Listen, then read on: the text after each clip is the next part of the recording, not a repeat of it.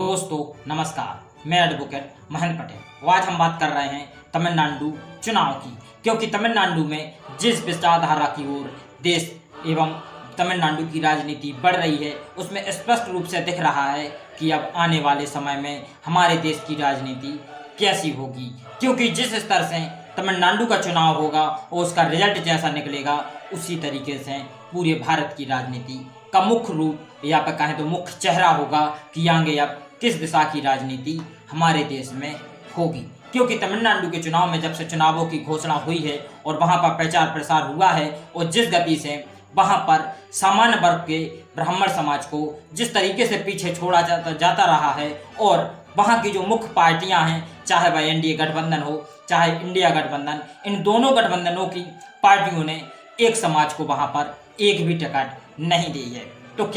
ये क्या बता रहा है कि भारत की राजनीति अलग दिशा की ओर जा रही है, या फिर अब सामाजिक न्याय की बात करने वाले जो राजनीतिक दल हैं वह अब यथार्थ में सामाजिक परिवर्तन करना चाहते हैं। क्योंकि जो इंडिया गठबंधन एवं एनडीए गठबंधन की मुख्य पार्टियां हैं, भारत कांग्रेस एवं भारतीय जनता पार्टी, और जो वहाँ की लोकल की एक एक पार्टी है, एक एनडीए गठबंधन के साथ वहाँ की क्षेत्रीय पार्टी है, और कांग्रेस पार्टी के गठबंधन के साथ टीएमसी, या फिर कहें तो वहाँ के तमिलनाडु के जो मुख्यमंत्री एम.के. स्टालिन हैं, उनकी पार्टी वहाँ पर मौजूद है और चुनाव लड़ रही है। और वहाँ पर सत्ता एम.के. स्टालिन के पास मौजूद है, जो कि इंडिया गठबंधन का मुख्य पार्टी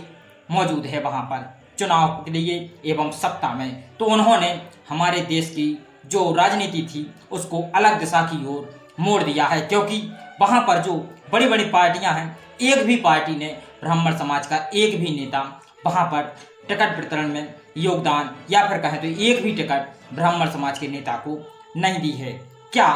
अब हमको आगे की भारत की राजनीति इसी दिशा की ओर देखने को मिलेगी? क्योंकि जैसा नतीजा तमिलनाडु में निकलेगा, वैसे ही आने वाले चुनाव में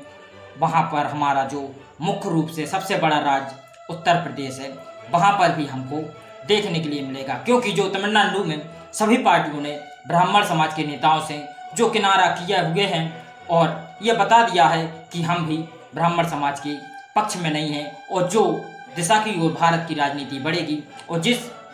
विचारधारा से आगे बढ़ेंगे, उसी विचारधारा से भारत देश की सभी पार्टियां आगे बढ़ेंगी। क्योंकि जिस तरीके से इंडिया गठबंधन तो स्पष्ट रूप से कह रही थी कि हम सामाजिक न्याय की बात करते हैं और हम SC ST OBC की बात करते हैं, और जो भारतीय जनता पार्टी का कोर वोटर है, जो ब्राह्मण समाज है, वहाँ पर 3%, वो भारतीय जनता पार्टी का कोर वोटर था। तो